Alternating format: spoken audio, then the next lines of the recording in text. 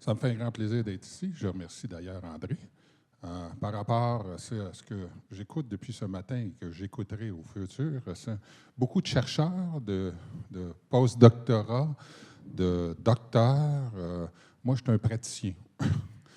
Donc, on me donne un projet, puis on me dit, il faut que tu gères les risques du projet. Je vais vous parler surtout aussi des nouveaux métiers dans la réalisation d'infrastructures. On parle d'immobilier. Je vois la chaire Ivanhoe-Cambridge immobilière. Pour moi, l'immobilier, ça touche aussi les infrastructures. Pour moi, une infrastructure, c'est un immobilier dédié, à vocation dédiée. On va parler d'hôpitaux, on va parler d'écoles, on va parler d'usines d'épuration d'eau, on va aller dans le transport. Donc, tout ça est de l'immobilier aussi. Et comme on l'a vu aussi dans une présentation ce matin, certains fonds s'intéressent de plus en plus à l'immobilier infrastructure dédié pour assurer un flux monétaire à leur caisse de retraite ou leur fonds souverain ou à leur compagnie d'assurance. Donc, on a vu une augmentation ce matin assez grande. Les gouvernements aussi ont joué un rôle important. Traditionnellement, les gouvernements engageaient un architecte ou un ingénieur et ils disaient « fais-moi un hôpital ». Et on faisait un hôpital pour aujourd'hui, sans penser nécessairement que cet hôpital-là sera là pour, on l'a vu aussi plus tôt ce matin, 30 ans, rénover un autre 30 ans, rénover un autre 30 ans. Vous avez en France, en Europe et même chez nous des hôpitaux de 100 ans, 150 ans. Donc, c'est pas rare. Donc, c'est une infrastructure qui reste là, qui assure un flux monétaire intéressant. Donc, les gouvernements se sont dit, bon, ben, faut gérer ce risque-là et le répartir. Après ça, ben, on a vu aussi cette financiarisation qui est venue influencer les gouvernements et les caisses qui veulent avoir un flux monétaire assez différent.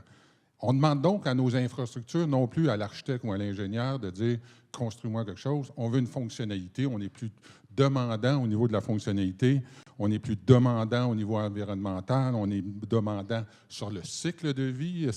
On ne construit pas pour aujourd'hui, on construit sur 20 ans, sur 30 ans, sur 40 ans. Et on veut en plus de ça que notre édifice ou notre infrastructure s'harmonise avec le caractère urbain et sociétal. Donc, on a plusieurs défis et on introduit ça maintenant dans nos contrats. On a changé nos modes d'approvisionnement de nos infrastructures d'un simple devis d'architecte.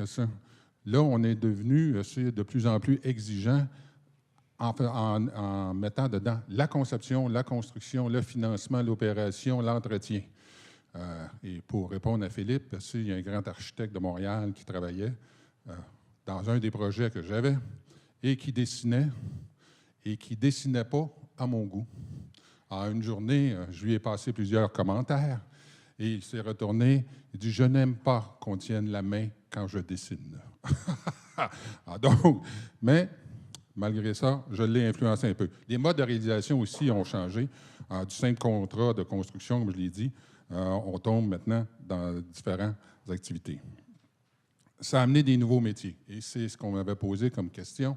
Quel nouveau métier? Le premier, je l'ai appelé l'homme et la femme orchestre.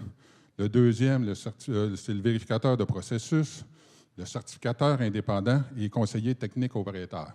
Chaque fois qu'il y a un risque, si vous retenez une leçon, on a une tendance à donner ce risque-là et d'avoir un nouveau métier pour le gérer. Donc, ces métiers-là sont sortis de risques qu'on a identifiés et qu'on cherche quelqu'un à venir à gérer ce risque-là lors de la réalisation de nos infrastructures. L'homme ou la femme orchestre. Un directeur de projet, aujourd'hui, c'est un avocat, puisqu'on gère un contrat important. C'est aussi un financier, on l'a vu depuis ce matin. Donc, on finance, il faut qu'ils comprennent les notions de financement, que ce soit par les services bancaires ou les obligations. C'est un comptable. Mazou nous a expliqué ça de long en large ce matin, la valeur. Donc, c'est un comptable, c'est un architecte pour tenir la main de l'architecte, c'est un ingénieur pour le devis technique, il faut qu'on comprenne ce que l'ingénieur est en train de faire. C'est un actuaire parce qu'on est dans un cycle de vie. On regarde ça sur 20 ans, 30 ans, 40 ans. C'est un urbaniste parce qu'il faut l'intégrer dans la communauté et la communauté peut s'opposer. Il faut comprendre cette communauté-là. C'est un stratège, un leader aussi parmi son personnel. C'est un gestionnaire parce qu'il va toujours rester de la paperasse. Alors, quoi qu'on veuille, il y aura toujours un paperasse, souvent sous forme informatique, et définitivement, c'est un communicateur. Il faut qu'il puisse vendre son projet et les différents aspects du projet et les risques qui sont liés. On l'a vu dernièrement, j'ai vu M. Sabia venir présenter le train. Quand il présente le train, c'est un communicateur, il engage, il parle de son train, il répond déjà à des questions, disant on va sur des lignes dédiées, on a des temps de parcours, donc il s'adresse déjà à une acceptabilité sociale qu'on retrouve de plus en plus dans nos infrastructures aussi. On pourrait donner d'autres exemples d'infrastructures.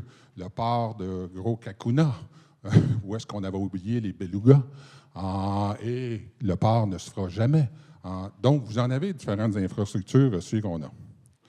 L'homme ou la femme orchestre, selon Google, j'ai trouvé ça intéressant. Quand je suis allé voir des images, c'est quoi un homme orchestre, une femme orchestre, voici ce qu'on m'a amené sur Google. Donc, l'homme qui prend la responsabilité et qui joue de tous les instruments. Quand j'ai demandé, et 80% des images représentaient cet homme-là avec une série d'instruments. Quand j'ai demandé la même chose pour une femme orchestre, on m'a amené quelqu'un qui dirigeait l'orchestre, qui ne jouait pas de tous les instruments, mais qui savait écouter chacun des instruments. Je vous signale qu'il y a quelqu'un qui a compris, qu'il y a un sexe qui a compris. Il ne faut pas nécessairement de jouer de tous, mais il faut diriger de tous. Je vais vous parler rapidement du vérificateur de processus. Des contrats d'infrastructure, c'est des contrats extrêmement coûteux à négocier. Ça coûte, en général, au Canada, entre 0,5 et 1,5 % de la valeur du contrat.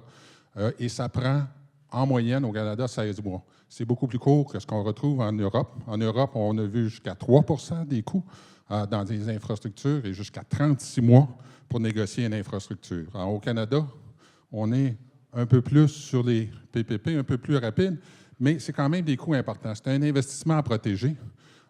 C'est ce que j'ai retrouvé dans la littérature. Donc, le vérificateur de processus, son rôle, c'est d'assurer un processus transparent. Donc, généralement, dans l'organisation, il ne se rapporte pas au directeur de projet, il se rapporte plus haut dans la hiérarchie. Il va vérifier aussi que tout le monde est traité de façon équitable. Il va assurer que tout le monde a la même information et sont traités de façon égalitaire. Et l'information est de base. Il va assurer aussi que dans les dialogues compétitifs en France ou dans les ateliers bilatéraux ici, chacun est traité et qu'il n'y a pas d'information qui va aller d'un côté à l'autre. Il va assurer, en plus de ça, une évaluation objective, c'est à la fin des différentes soumissions. Ces rapports sont tous publics. Il va faire un rapport après l'appel de qualification, il va faire un rapport après l'appel de proposition et il va faire un rapport après l'octroi du contrat. Et ces rapports-là, publics, assurent de façon qu'il y ait un processus équitable. La dernière chose qu'on veut, c'est un processus qui est contesté, autant pour la part publique que pour ceux qui ont investi du côté privé. Donc, le vérificateur de processus gère ce risque-là qui est important dans la réalisation d'une infrastructure. Le certificateur indépendant. C'est des contrats difficiles, et ces contrats-là, comme vous le savez, sont plutôt volumineux. Il y a toujours des interprétations, des décisions, des délais, ultimement, jusqu'à la réception. Et dans ces contrats-là, la réception provisoire est le signal pour les organisations publiques de payer, de commencer à payer.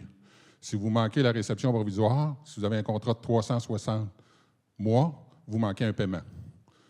Les gens qui mettent l'équité n'apprécient pas beaucoup de manquer un paiement. Ils aiment bien essayer leur rendement sur l'équité. Donc, c'est une partie importante. Son rôle, il est nommé et payé par les parties public et privé, chacun à 50 %. Il vient jouer ce risque-là des jalons ou de la réception provisoire ou de l'interprétation qui peut avoir besoin d'une intervention en cours de route. Alors, il suit l'évolution des travaux, il vérifie les plans finaux de réception, il suit l'ensemble des essais avant cette réception-là. Comme je le mentionnais, c'est un pseudo-médiateur, arbitre. Il n'a pas de rôle de direction, mais comme on sait que c'est lui qui va déclarer la réception provisoire, on a tendance à aller le voir pour s'assurer que s'il y a des défauts, des défectuosités, il y en a toujours dans une réception, qu'elle ne soit pas majeure et qu'on puisse avoir la réception, ou que le nombre de défectuosités mineures ne soit pas un nombre si grand qui va empêcher la réception et la fonctionnalité. Alors, il va émettre ses certificats de réception pour les jalons et provisoires et finales. Une anecdote. Dans le CRCHUM, nous avions un jalon important de plusieurs millions de dollars lorsque la coulée de béton du 3e étage était terminée. C'est simple. Vous finissez le 3e étage, le béton, on vous paye le jalon. La question, est-ce qu'il y avait sous-sol, rez-de-chaussée, 1er, 2e, 3e, ou c'était sous-sol, 1er, 2e, 3e? Entre les deux, il y avait un étage complet. Alors, on a eu un plaisir fou à débattre s'ils étaient rendus au jalon et que le 3e était bien coulé. Si jamais vous visitez le CRCHUM, vous allez voir que dans l'ascenseur, c'est marqué sous-sol, 1er, 2e et 3e. Il n'y a pas de rez-de-chaussée. Une interprétation de contrat qui vaut des millions de dollars, ça arrive tout le temps et certainement que le certificateur peut vous aider dans cette gestion du risque au quotidien. Le dernier, moins connu, le conseiller technique, c'est au prêteur, des risques à identifier et à gérer. Je vous rappelle que les prêteurs sont souvent là pour plus de 85 %, bien des cas 90 % du financement de nos projets. Ils ne sont pas toujours alignés sur leurs valeurs avec les gens qui mettent l'équité et qui sont les promoteurs du projet. Donc, ils cherchent, eux, à protéger leur partie. On a beau avoir des cautionnements, on parlait de cotes de crédit ce matin, par les projets, des financements, des cautionnements, des lettres de garantie. Il y a toujours des risques supplémentaires. Donc, on va leur confier, les prêteurs vont leur confier des rôles spécifiques, comme est-ce que la capacité du concepteur ou de l'entrepreneur est là? Est là. Est-ce qu'il y a des firmes spécialisées? Est-ce que les spécifications du devis sont en lien avec le mécanisme de paiement? Y a-t-il une dichotomie entre le mécanisme de paiement et le devis? Est-ce que l'acceptabilité sociale et environnementale est là? Alors, c'est ce genre de questions, surtout c'est que les banques mondiales, les banques de développement exigent de plus en plus ces aspects-là qui soient traités et les risques du modèle financier et les hypothèses des équipements. Je vous en donne un exemple. Dans une éolienne, si vous construisez une éolienne dans le Grand Nord, dans la mer du Nord ou dans le désert, c'est toujours une éolienne. Mais faire fonctionner une éolienne à moins 40 ou faire fonctionner une éolienne dans une tempête de sable, ce n'est pas du tout la même chose. Alors, donc, ce risque-là, le prêteur, lui, il veut le savoir. Alors, donc, il confie à d'autres parties ce genre-là. Il va suivre naturellement les décaissements de la construction, puis il va s'assurer que le flux monétaire est là. C'est pour ça qu'on le conseille. Je suis prêt pour les questions. Je vous ai mis notre mission chez GP Gouvernance Plus. J'accueillerai les questions avec plaisir.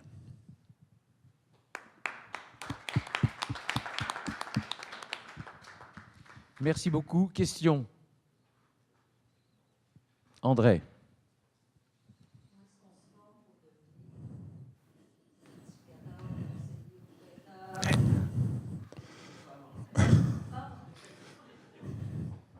C'est une bonne question où on se prête. Je dirais à l'Université du Québec à Montréal, la première réponse, à l'École des sciences de la gestion.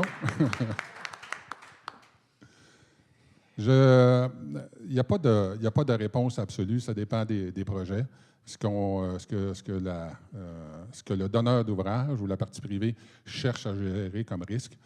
Souvent, du côté technique, si les conseillers aux prêteurs sont des firmes plus d'ingénieurs ou spécialisés, je ne vais pas les nommer ici, mais spécialisés dans ce domaine-là. Les certificateurs indépendants sont généralement des petites firmes aussi, dépendants, qu'il faut qu'ils connaissent l'architecture et l'ingénierie, parce que c'est souvent ce côté-là qu'on va leur demander. Les vérificateurs de processus sont souvent des individus autonomes, très indépendants, et non pas des firmes. On ne cherche pas et qui ont une renommée pour être indépendants et de pouvoir passer, faire leur rapport et on gère le risque public là, de transparence et d'équité. C'est ça qui compte le plus. Donc, en définitive, il va falloir qu'on arrive à déceler, à identifier des têtes qui pensent autrement. Je crois que ça va être ça avant le fait d'enseigner de nouvelles matières, mais en tant que responsable d'un master et de Palladio, ce que tu viens de dire me paraît tout à fait important. On est là quand même à une réorientation complète de notre rôle, entre guillemets, de pédagogue. Je ne supporte pas ce mot de pédagogue, mais en tout cas de responsable académique, de formation ou de chaire. Voilà, on a un rôle essentiel, là, à mon avis. Je suis bien d'accord que les universités sont bien placées au niveau maîtrise ou bachelier.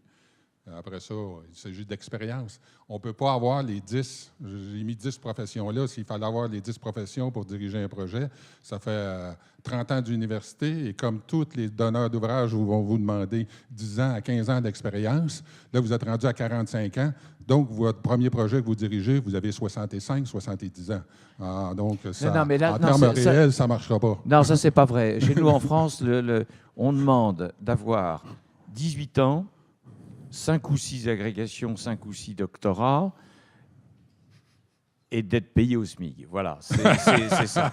Voilà. Merci beaucoup. Et encore bravo, moi je ne peux pas...